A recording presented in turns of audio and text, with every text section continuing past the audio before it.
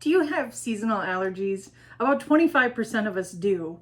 And 0 of us enjoy working with those symptoms every time spring or fall rolls around. Stick around, I'm going to share with you my #1 favorite herb to work with during allergy season, as well as a few tips for what you can do around the house to make allergy season a little bit more comfortable. All right, let's talk about herbs. So in the spring, stinging nettle is my #1 favorite herb to work with when people have complaints of allergy symptoms like runny nose, congestion, watery eyes, all those things that come along with all the pollen in the air. So stinging nettle only stings when it's fresh, and this is something that you can forage for. Don't worry, if foraging's not your thing, this is readily available commercially.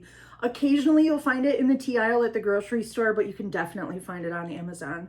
I'll share some links with you in the description so you can pick some up. For seasonal allergies, what I love about nettle is its antihistamine action as well as its drying action. So for that runny nose, those wet conditions associated with seasonal allergies. Nettle is considered a spring tonic herb. It has so many other benefits aside from those for allergy sufferers. It's incredibly nutritious. I think of this as a food herb, definitely one that I buy by the pound. I'll add it to soups and stews, and this is fantastic for allergy sufferers in teas and tinctures. Nettle really does have a lot going for it. It has a phytochemical called quercetin, which there's some research to back up how quercetin can positively affect the body when it comes to a modulating immune response. And I'll spare you the details here, but check out the link in the description below if you want to nerd out with me. Since nettle can be a little bit drying, I'll show you how I like to blend this into a tea for myself. I really like to blend nettle with some adaptogens for spring allergy season. My #1 favorite adaptogenic herb is tulsi.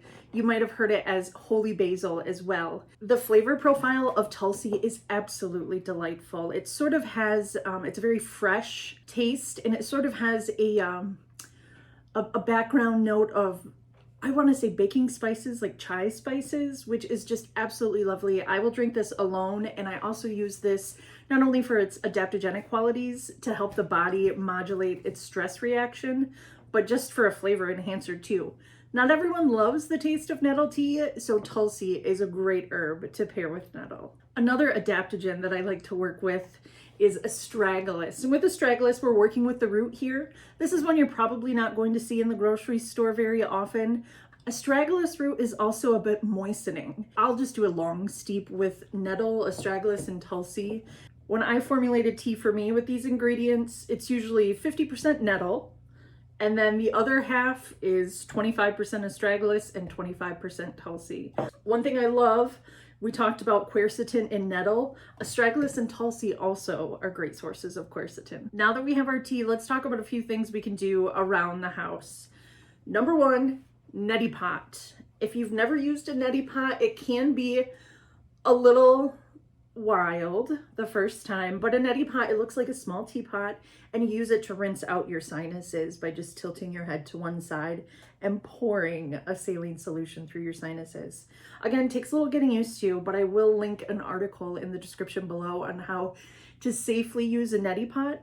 What I love about neti pots is that it will rinse out any of the pollen or allergens that might be hanging out in your sinuses, along with any secretions, your runny nose, your congestion, and it helps to humidify some of those irritated tissues. If you're just not ready for that neti, you can always try an herbal steam. Hot steaming water, make yourself a little tent, throw some herbs in there for that beautiful aromatic quality, and just let it humidify. We did a video on thyme herbal steams, and I'll make sure I link to that video as well in the description below. Next up, let's talk about some things you can do in your home environment to kind of reduce the allergen load.